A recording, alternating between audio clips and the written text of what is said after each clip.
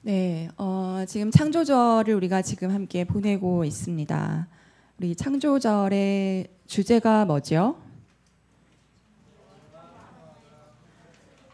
주보 1면에 나와 있죠? 시작.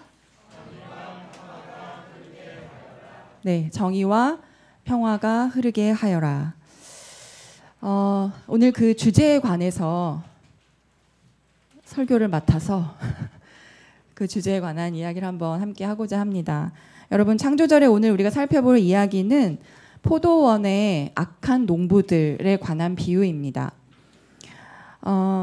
이것을 오늘 12장 1절에 보니까 그들에게 비유로 말씀하기 시작하셨다. 그들이 누구일까요? 누구를 향하여 예수님이 이 비유로 얘기하셨을까? 우리가 그것을 알기 위해 이 전에 어떤 일이 있었는지를 좀 알아야 합니다. 그래서 마가복음을 펴신 채로 한번 살펴보겠습니다. 마가복음 11장, 그 앞장이죠. 11장 15절에서 16절. 마가복음 11장 15절에서 16절을 함께 읽어보도록 하겠습니다. 시작. 그리고 그들은 예루살렘에 들어갔다. 예수께서 성전에 들어가셔서 성전 뜰에서 팔고 사고 하는 사람들을 내쫓으시면서 돈을 바꾸어 주는 사람들의 상과 비둘기를 파는 사람의 의자를 둘러 엎으시고 성전 뜰을 가로질러 물건을 나르는 것을 금하셨다. 네, 오늘 지금 방금 읽었던 11장의 이야기는 어떤 사건이죠? 예수님의 성전 정화 사건입니다. 예루살렘의 성전에 예수님이 들어가셨다가 너무나 분노에 차서 성전을 뒤엎어버렸어요. 발칵 뒤집혔어요. 너무너무 화가 나셨는데 이 장면은 복음서에 나와 있던 예수님의 공생의 모든 사건 중에서 가장 과격하고 가장 폭력적이기까지 한 그런 모습이에요. 여러분, 예수님이 성전에 들어가서 왜 이렇게까지 화를 내셨을까요? 많이 들어보셔서 아시리라고 생각하지만 복습하는 마음으로 함께 다시 볼까요? 예수님이 왜 이렇게까지 화를 냈냐? 여러분, 이스라엘 백성들은 6월절이라는 명절이 되면 반드시 어딜 가야 돼요? 성전에 가야 돼요. 성전은 어디에 있어요? 예루살렘에 있어요.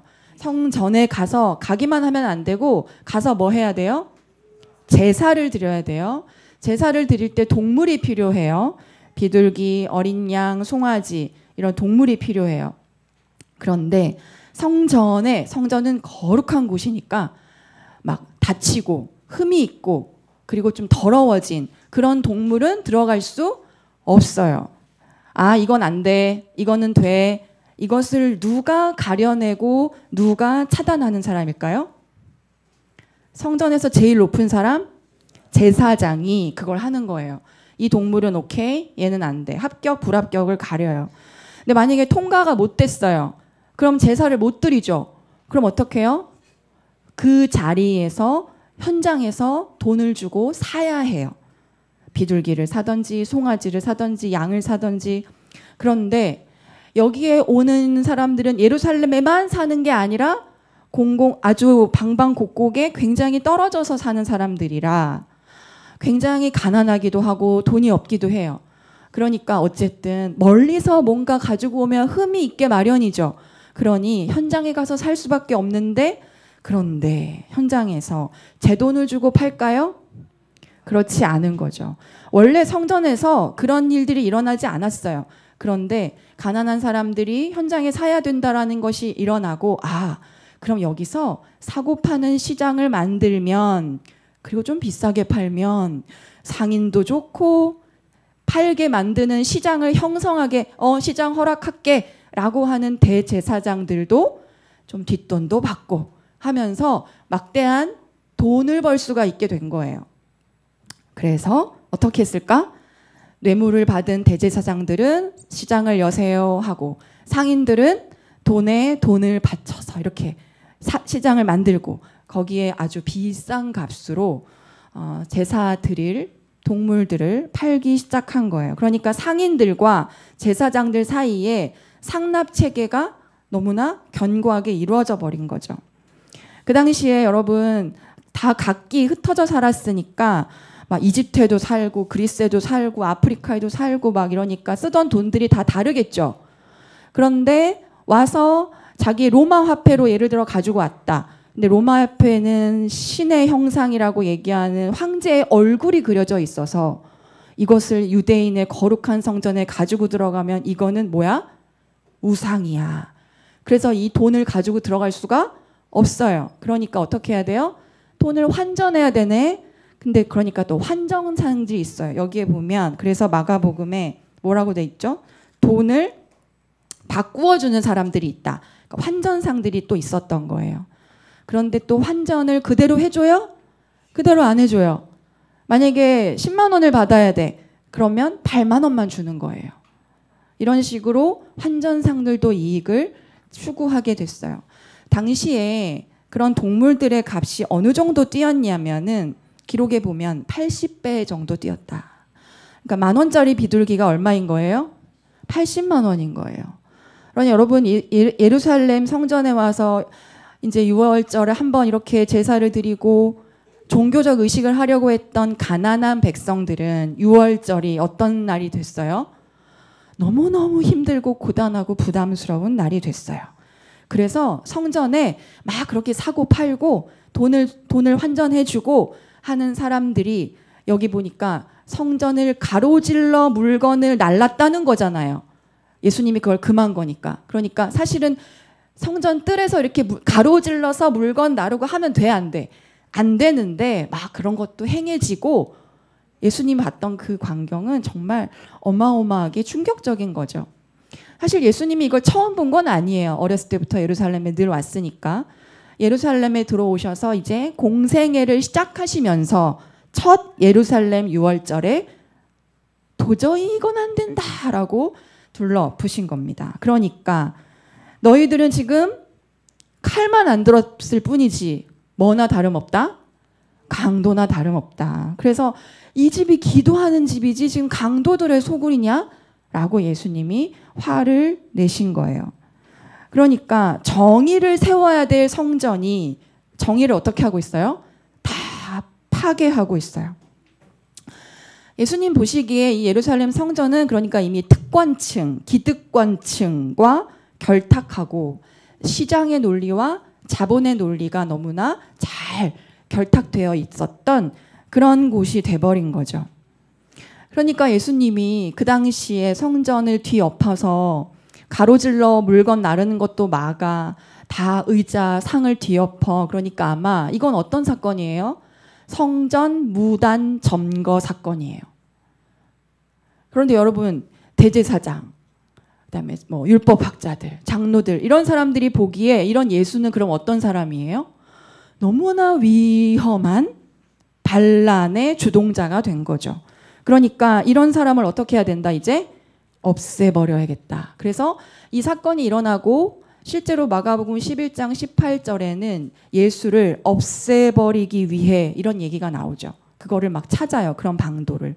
근데 예수님의 민중들의 인기가 너무 많으니까 두려워서 어떻게 하지 못하고 있었던 찰나에 어떻게 하지? 막 고민하다가 이들이 처음으로 내린 공식적인 반응이 뭐냐면 11장 27절과 28절이에요. 마가복음 11장 27절과 28절. 마가복음 11장 27절과 28절 같이 한번 읽어보겠습니다. 시작. 그들은 다시 예루살렘에 들어갔다. 예수께서 성전 뜰에서 거닐고 계실 때에 대제사장들과 율법학자들과 장로들이 예수께로 와서 물었다. 당신은 무슨 권한으로 이런 일을 합니까? 누가 당신에게 이런 일을 할 수 있는 권한을 주었습니까? 라고 얘기한 거예요. 그러니까 처음으로 공식적이라고 할 수밖에 없는 것은 대제사장들, 율법학자, 장로들, 이게 이제 사내들인 공의회거든요. 그 당시에 가장 정치적으로 힘이 있는 권력 기관인데 그 사람들이 원래 소속되어 있는 사내들이네. 이 사람들이 다 함께 예수에게 찾아와서 물어보는 거예요. 되게 젠틀하게 물어보는 것 같지만 사실 이런 거죠. 네 뭔데? 이러는 거예요. 너 도대체 네가 무슨 권한으로 이러고 있는 건데? 하는 거예요. 여러분 우리가 예를 들어 인도인데 누가 차를 주차해놨어요. 그래서 여러분 이거 이렇게 하면 안 된다. 인도인데 왜 이렇게 차를 주차하십니까? 라고 얘기하면 인도에 차를 주차한 내 잘못이구나 라고 하면 좋을 텐데 그렇게 안 하고 어떻게 해요? 옳은 주장을 할 때 옳은 주장에 관한 반응을 하는 게 아니라 당신이 뭔데? 이렇게 얘기하잖아요. 네가 뭔데 나한테 지금 이렇게 이래라 저래. 네가 땅 주인이야? 저는 사실 그 얘기를 들었거든요. 여기 카페 앞에 주차하신 분한테 이렇게 하시면 안 된다 할 때 땅 주인이냐는 거예요. 여러분 이렇게 반응하는 것처럼 이 사람들도 예수한테 지금 그렇게 반응하고 있는 거예요. 네가 무슨 권한이 있어? 근데 여러분 이 질문이 사실은 예수님에게 함정을 파는 질문이죠. 만약에 예수님이 거기에 대해서 나는 하늘의 권세를 받았다. 하늘 아버지가 나에게 그런 권한을 줬다. 라고 얘기하면 무슨 죄예요? 신성모독죄. 그럼 만약에 사람들이 나한테 이런 권한을 줬다. 그럼 무슨 죄예요? 와, 이놈 이 반란죄네. 뭔가 폭동을 일으킬 준비를 하고 있네. 이렇게 됐어요. 그렇기 때문에 예수님은 이 질문에 대한 악의적인 의도를 잘 간파하시고 이제 어떻게 하시는 거예요? 거기에 대답을 하지 않으세요. 그러면서 비유로 이야기하기 시작하신 거예요. 그 질문에 관한 대답으로 이야기 한번 들어볼래? 악한 농부가 있었어. 포도원 주인이 이러면서 이렇게 얘기하는 거죠. 그래서 여러분 오늘 본문으로 들어와서 보면 포도원 주인이 이 포도원을 처음에 어떻게 만들었는지가 나와요. 12장 1절입니다.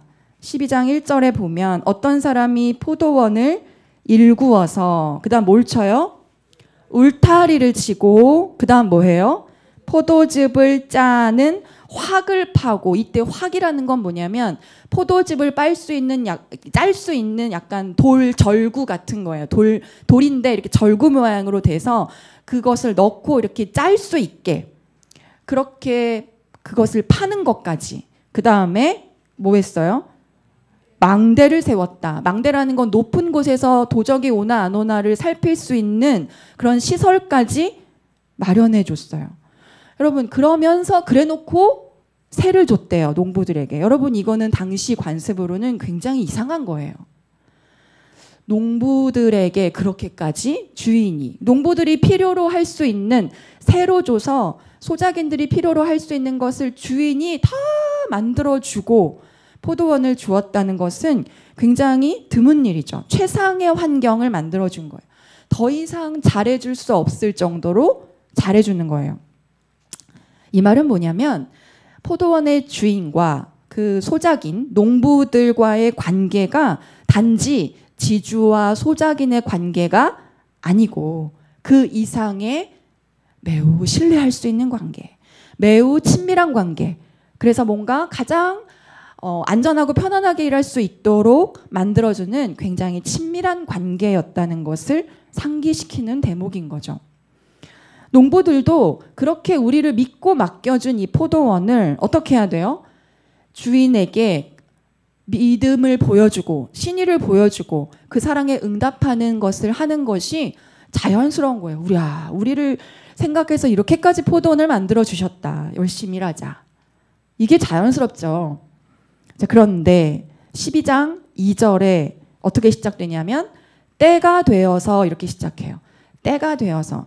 근데 여러분 이때 때는 크로노스의 때가 아니라 카이로스의 때입니다. 크로노스는 그냥 시간이 흘러서가 그런 의미일 수 있는데 그런 의미가 아니라 이때는 결정적인 때가 왔다라는 걸 의미해요. 결정적인 시점. 어쨌든 결정적인 때가 되었을 때에 주인이 농부들에게 뭔가 이제 받을 것을 받기 위해 자기 사람을 보내요. 종을 보내죠. 농부들에게 있어서 이게 굉장히 결정적으로 중요한 순간이 되었다는 거예요. 이 말은 뭐냐면 이 농부들이 그 당시에 주인이 보낸 이 첫 종을 어떻게 대할 것인가를 선택할 수 있었던 시점이란 뜻이에요. 이때 농부들이 이 종을 어떻게 대할 것인가 이것을 선택할 수 있었던 결정적 순간이었다는 거죠. 어떻게 선택하고 어떻게 결정하느냐에 따라 결과가 매우 달라졌을 거란 말이에요. 그러나 여러분 그 농부들은 그 결정적인 순간에 어떤 결정을 내렸어요? 주인이 나에게 베풀어준 신의를 다 망각해버리고 주인이 때가 돼서 자신의 몫을 찾으려는 그 몫까지 이건 우리 거가 될 수 있어 라고 하는 것으로 탐하기 시작하는 욕망이 생겨났어요. 어디에서? 오늘 본문의 1절과 2절 사이에서. 1절과 2절 사이에서 이들의 욕망이 걷잡을 수 없이 피어나 버렸어요. 주인은 멀리 떠났어요. 당시에 부자들이 이렇게 세를 줄 때 그 당시에 멀리 떨어져서 지내는 경향 관습들이 있었다고 해요.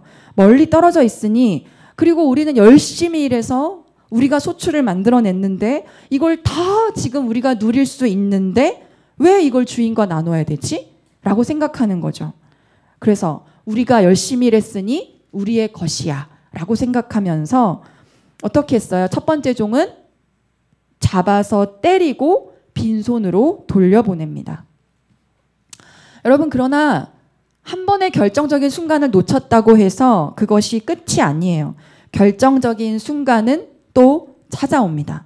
다시 주인이 두 번째 농부를 보내요. 그러나 여러분 이 농부들도 이번에도 어떤 선택을 하죠? 이번에는 조금 더 가요. 때리고 빈손으로 돌려보내는데 이번 두 번째는 때리고 능욕했다 돼 있어요. 능욕했다. 여러분 인간의 탐욕이라고 하는 것은 중독적이에요. 반복되죠. 그런데 그냥 제자리의 반복이 아니고요. 더 강화되게 반복이 됩니다. 더 강해져요. 더 때리고 능욕하는 것까지 갔어요. 그리고 세 번째, 또 다른 종을 주인이 또 보내죠. 그래서 이번에는 어떻게 합니까? 종을 죽여버렸어요. 세 번째 종은 죽여버렸어요. 여러분 이것이 인간의 죄성이에요. 결정적인 순간은 언제나 찾아옵니다. 그렇지만 인간은 하던 대로 하고 아니면 더 강화된 채로 하고 또 더 자신의 힘을 들인 채로 거칠어지게 돼 있어요. 자, 여기까지 얘기를 들은 사람들, 여러분이 만약에 여기까지 얘기를 들었어요. 그러면 이제 포도원 주인이 어떻게 대응하기를 바라세요? 이제 어떻게 해야 될까요? 자기 종을 3명이나 또 본문에 보면 마가복음에만 이제 이렇게 돼 있는데 더 많은 종을 보냈는데 더 때리고 더 죽였대요. 마태복음과 누가복음은 이제 3명의 종으로 끝나거든요. 더 많이 이렇게 했어요. 그럼 이제 주인이 어떻게 해야 될까요? 신고해야죠. 신고하고 그리고 불의함에 대해서 엄정 대처를 하고 그래서 그 죄값을 이 사람들이 치르도록 해야 할 거예요. 그런데 여러분 오늘 본문의 가장 절정의 순간은 바로 여기입니다. 결론의 절정이 있는 게 아니라 바로 여기에 절정이 있어요.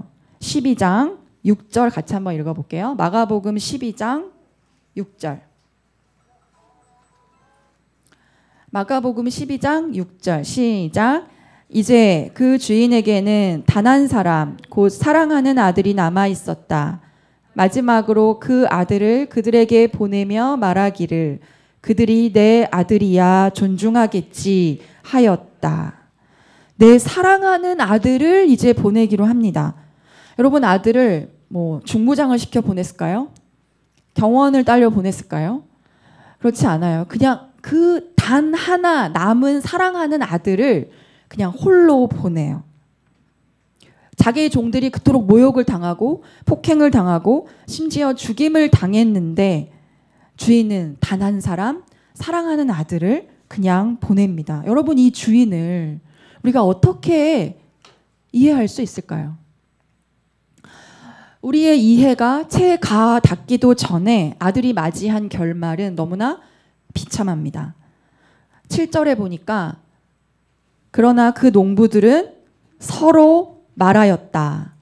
이 사람은 누구다? 상속자다. 그를 죽여버리자. 그러면 유산은 우리의 차지가 될 것이다. 이렇게 얘기해요. 여러분, 농부들은 아들을 보자마자 서로 말하였다라는 문구가 등장하죠. 이 서로 말하였다라는 거는 뭐냐면 따옴표에 대사가 나오는 거거든요. 이 사람은 상속자다, 죽여버리자, 우리 있게 될 거야. 이 따옴표가 나온다는 건 뭐냐면 매우 적극적으로 자신들의 탐욕을 어떻게 드러내놓고 논의하고 합의해서 공식화했다는 걸 얘기해요. 굉장히 적극적으로 한 거예요. 이 아들을 죽이면 이 유산이 우리께 될 거야. 왜냐하면 당시 법에 따라서 보면 상속자가 없는 땅이 있잖아요. 그런 땅이나 3년 동안 주인이 자기 몫을 가져가지 않은 그런 땅은 소작했던 사람의 소유가 될 수 있다. 이런 법이 있었거든요. 그런 법을 악용해서 상속인 아들을 없애버리면 상속자가 없죠.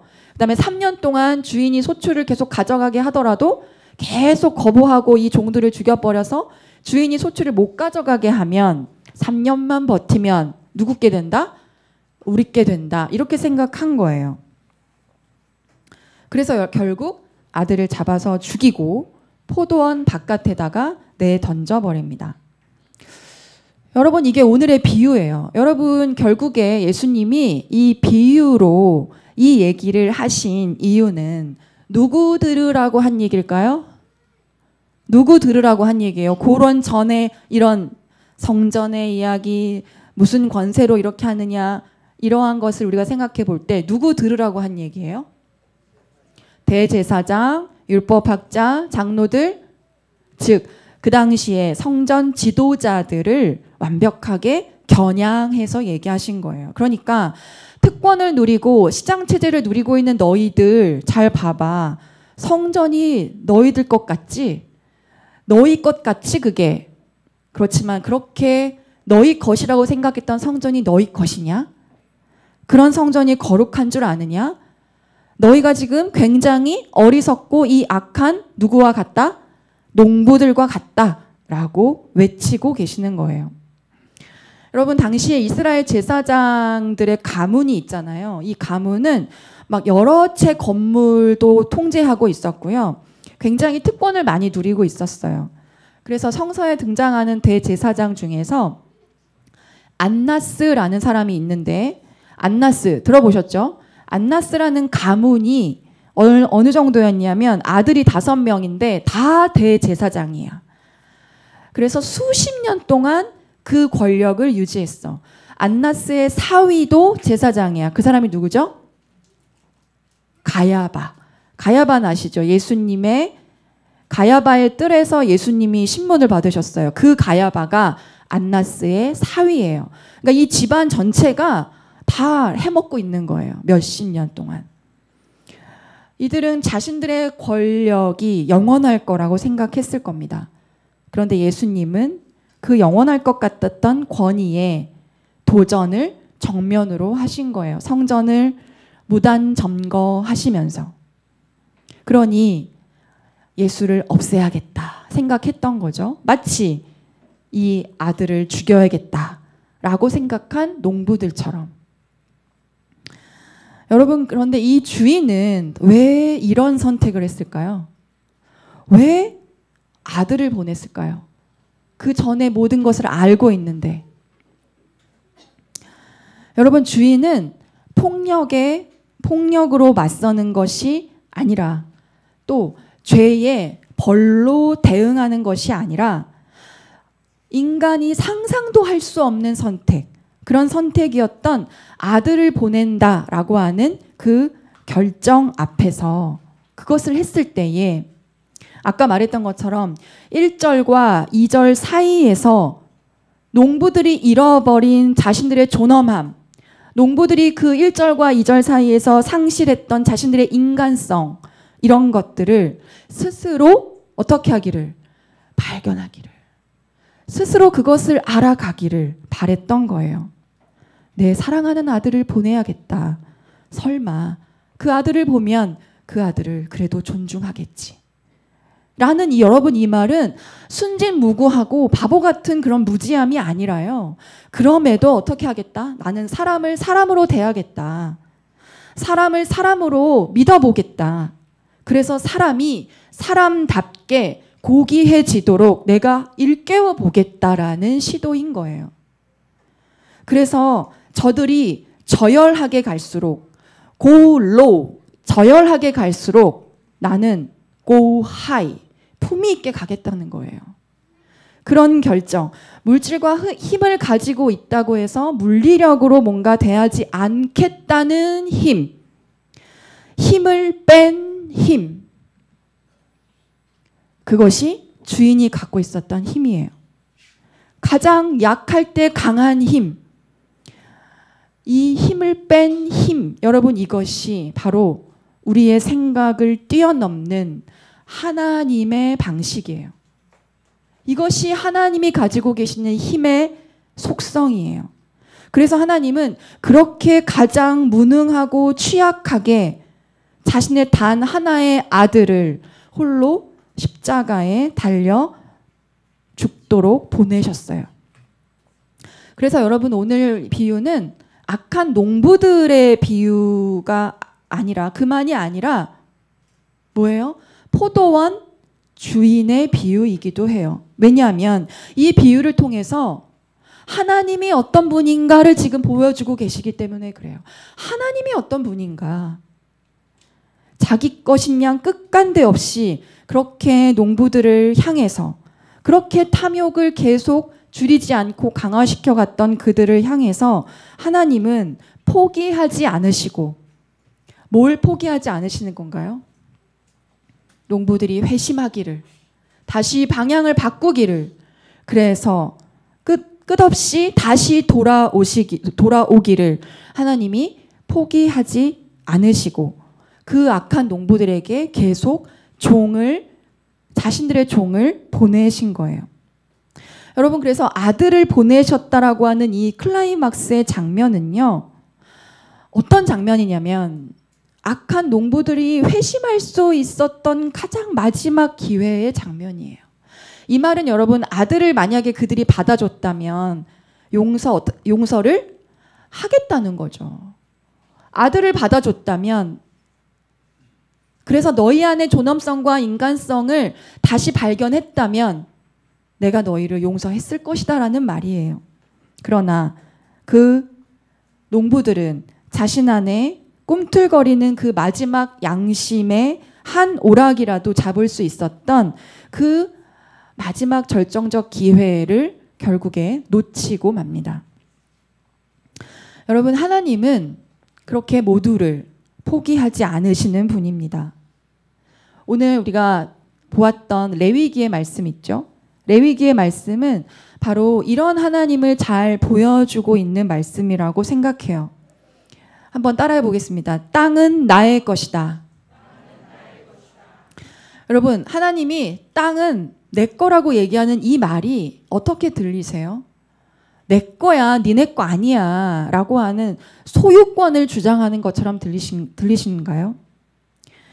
여러분, 이 말은 하나님이 땅이 내 거다라고 소유를 주장하는 그런 단순한 말이 아니라 이 말은 나의 사랑을 나는 이 어디에서도 포기할 수 없다는 뜻이에요. 그렇게 악한 농부들의 만행과 폭력에도 너네들이 나의 땅에 있기에, 너희들이 나의 세계에 있기에 언제든지 얼마든지 돌아오라는 하나님의 무한한 초대를 이야기하고 있는 거예요. 땅은 그래서 나의 것이다 라고 하는 말씀은요, 그래서 나의 사랑이 아닌 곳이 없다. 나의 현존이 없는 곳이 없다. 내가 함께 눈물을 흘리지 않는 곳이 없고 내가 기다리지 않는 곳이 없다는 거예요. 이 세상 어느 곳이든 하나님이지 않은 곳이 없다는 뜻이에요. 하나님이지 않은 곳이 없다. 그래서 너희가 언제나 어디서나 내가 너희의 진정한 주체가 되겠다는 거예요. 너희가 나그네라는 거는 너희의 주체가 누구라는 거예요? 나라는 거죠. 너희는 나그네고 너희의 진정한 주체, 신성한 자아는 바로 나라는 거예요. 그것을 선언하시는 얘기예요. 그래서 이 땅 모든 것의 근원이 하나님이시라는 것. 우리의 존재의 모든 근원이 하나님이시라는 것이 바로 땅은 나의 것이다 라고 선언하시는 하나님 말씀의 진정한 의미인 거예요. 이 땅 가운데 하나님의 현존과 활동이 없는 곳이 없다는 겁니다. 대한예수교 장로회 통합 측 총회가 매년 열립니다. 올해는 이제 얼마 안 남았는데 9월 19일, 20일 이렇게 열려요. 이 총회가 어디서 열리는지 아세요? 명성교회에서 열립니다. 이게 무슨 뜻인지 아시는가요?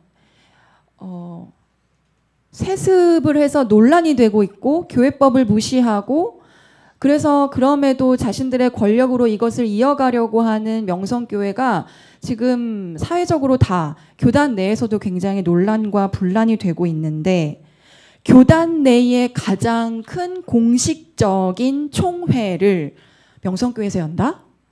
여러분 이건 뭐냐면 게다가 뭐 하냐면요. 총회한 다음에 치유와 화해를 위한 기도회를 하시겠대요. 치유와 화해를 얘기하고 있어요. 이거를 명성교회에서 한다는 건 교단이 사실상 세습을 기정사실화하고 논란을 무마시키려는 그런 시도예요. 그래서 지금 이런 기도회와 총회를 거기서 한다는 것에 규탄한다라고 하는 기도회, 규탄 기도회가 지금 또 열리고 계획되어 있어요. 여러분 한국교회 교단 내에서 명성교회에는 이미 친명성이라고 하는 독특한 특권 계급, 기득권층이 견고하게 형성되어 버렸어요. 어마어마한 영향력을 가지고 있어요. 요즘 우리가 뉴스를 보면 계속 선생님들께서 스스로 목숨을 끊었다는 소식을 계속 듣고 있습니다. 서희초등학교 선생님의 그 사건 이후로 벌써 제가 뉴스에서만 들었던 건 4번째입니다. 여러분 일부 학부모들이 이제 교사의 신변과 앞날을 좌지우지할 수 있는 특권층, 기득권층이 되어버렸어요. 지금 우리 사회에서 이렇게 벌어지고 있는 특권과 독점 이런 것들의 권력은 반드시 정의를 파괴하고 공의를 해칩니다. 그들은 자신의 권력과 자신의 기득권으로 괜찮아졌어, 좋아졌어 라고 하는 평화를 누리고 있다고 생각할지 모르겠지만 사실은 그 평화는 결국 누군가의 희생, 누군가의 피눈물로 만들어진 평화예요. 마치 이스라엘 백성들이 성전에서 제사를 드리기 위해서 그렇게 고통을 겪으며 함께 그것을 느껴야 했던 수모와 모욕, 그것을 밟고 유지되는 평화인 거예요. 그런데 여러분, 창조절을 지금 보내고 있는 지금 우리는 사실은요, 그들과 다름없는 성전체제의 수호자들임을 깨닫는 거예요. 우리가 바로 그 기득권자들이에요. 우리가 바로 그 특권 계층들이에요. 적어도 누구에게는 그렇다는 거예요? 이 피조 세계에는 그렇다는 거예요. 이 피조 세계에는 적어도 이 지구별에게는, 이 환경에게는 우리가 어마어마한 폭군들인 거예요. 우리가 이 생각을 해야 돼요. 우리가 이 분노를 이러한 방식으로 볼 수 있어야 돼요. 우리가 칼만 안 든 강도인 거예요. 하나님은 울타리를 치고 즙을 짜는 확을 만들어주고 망대를 세워서 세심하고도 친절하게 포도원이라는 세상을 우리에게 주셨지만 세상은 그런 곳에서 인류가 하나님의 마음을 저버리고 그것을 자신의 것인 양 가져가 버리려고 했어요. 1절과 2절 사이에서 그 탐욕이 발생했고 우리는 그 중독에 빠지고 말았어요. 개발이라는 이름과 발전이라는 명목과 성장이라는 허울, 그런 걸로 무언가의 희생, 누군가의 피눈물 또는 어딘가의 파괴가 벌어졌어요. 정의가 깨진 겁니다. 여러분, 정의가 깨졌는데 누가 깼어요? 우리가 깬 거예요. 그리고 정의가 깨지면 당연히 평화도 깨집니다. 농부들에게 돌이킬 수 있는 기회가 계속 찾아왔어요. 그랬던 것처럼 우리 인류에게도 이 지구별과의 관계 속에서 그런 정의와 평화를 계속 다시 일굴 수 있는 결정적인 순간은 많이 있었습니다. 그러나 아직도 우리는 그것을 잘 알지 못해요. 그런 카이로스의 때가 왔는지를 잘 감지하지 못합니다. 이제 완전히 방향을 바꿔야 된다는 거예요. 그래서 이것이 생태적 회심으로 이루어져야 합니다. 오늘 우리 야고보서에 보면 이런 말씀이 있습니다. 정의의 열매는 평화를 위하여 그 씨를 뿌려서 거두어 드리는 열매다. 이 말은 뭐냐면 정의라는 열매가 없는 평화는 평화가 아니라는 거죠. 그거는 그냥 로마의 평화예요. 팍스 로마나예요. 그래서 그런 평화는 대한민국의 평화와 똑같은 거예요. 여러분, 성서에서 평화를 얘기할 때 히브리어로 뭐라고 얘기하죠? 샬롬이라고 말합니다. 샬롬, 이게 평화예요. 여기서 샬롬이라는 뜻은요, 단순히 전쟁이 없고 싸움이 없는 걸 얘기하는 게 아닙니다.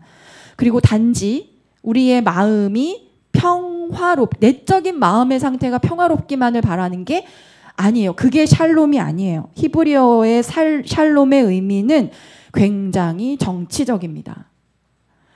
인간의 삶에 있어서 가장 인간답게 살게 하지 못하게 하는 것들, 그래서 그것을 파괴하는 것들, 그것에 저항하는 것이 샬롬이에요. 모든 사회적인, 정치적인, 경제적인 조건들이 인간답게 살아갈 수 있게 만드는 것, 그것이 샬롬이라는 거예요. 모든 피조 세계가 생명답게 유지되고 살아갈 수 있도록 하는 게 샬롬이라는 거예요. 그래서 주기도문에 이런 기도가 있죠. 우리에게 일용할 양식을 주시고 라고 기도합니다. 여러분, 이 기도도 그 사람이 인간답게 하루하루 먹을 것이 있어야 된다라는 그 사람의 샬롬을 구하는 기도예요. 그런 것처럼 이 기도는 동시에 모든 피조 세계가 하루하루 살아갈 수 있는 양분과 에너지 또한 구하는 것입니다. 우리의 일용할 양식만이 아니라 모든 피조 세계가 살아갈 수 있도록 그날의 생명과 양분과 에너지를 구하는 것. 우리가 혹여 그 양분과 에너지를 너무나 많이 독점하고 빼앗고 있다면 우리는 그렇게 불의했던 성전 지도자들과 다를 바가 없는 거예요. 그래서 전 지구적으로 정의와 평화라는 의미를 새롭게 확장시켜야 합니다. 불공정함과 탐욕에 저항하는 평화가 진정한 의미의 샬롬이라는 겁니다. 우리가 성만찬 할 때 처음으로 인사를 하죠. 뭐라고 인사합니까?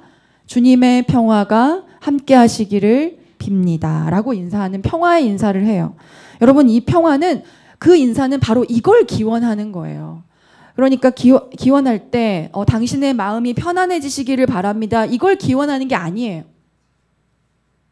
마음이 그냥 고요하고 평안해지기를 바라는 그 평화는 굉장히 좁은 의미의 평화입니다. 우리 안에 농부가 있어요. 우리 안에 대제사장이 있어요. 우리 안에 율법학자가 있어요. 그것이 물러가기를 바라는 평화, 그것의 인사예요. 피조세계에 우리가 갑질하고 있어요. 그러한 우리의 불의함을 고발하는 인사입니다. 당신의 삶에 일용할 양식이 있기를 바라듯이 이 피조 세계에도, 그래서 우리의 삶을 유지되게 만들고 있는 이 땅과 하늘에 그곳에도 일용할 생명력이 있기를 바라는 것. 그것이 그 인사예요. 당신을 인간답지 못하게 만드는 조건들이 다 사라지기를 바라듯이 이 땅과 하늘에 그 생명의 평화가 생명답지 못하게 하는, 생명으로 유지되지 못하게 하는 그런 모든 조건들이 사라지도록 그것을 바라는 것이 평화의 인사입니다. 그래서 평화의 인사는 이 세상에 하나님이지 않은 세상이 없음을 회복시키자는 바람이에요. 하나님이지 않은 세상이 없는 세상입니다. 그 세상을 바라고 회복시키는 것. 상조절 기간 동안에 그래서 이 아주 숭고하고도 이 의미심장한 이 평화의 인사가 우리 소일 공동체 가운데, 그리고 여러분의 삶 가운데, 여러분의 삶의 모든 환경 가운데 이루어지기를 바랍니다. 여러분, 땅은 하나님의 것입니다. 그리고 그 땅에 우리가 함께 있습니다. 기도하겠습니다.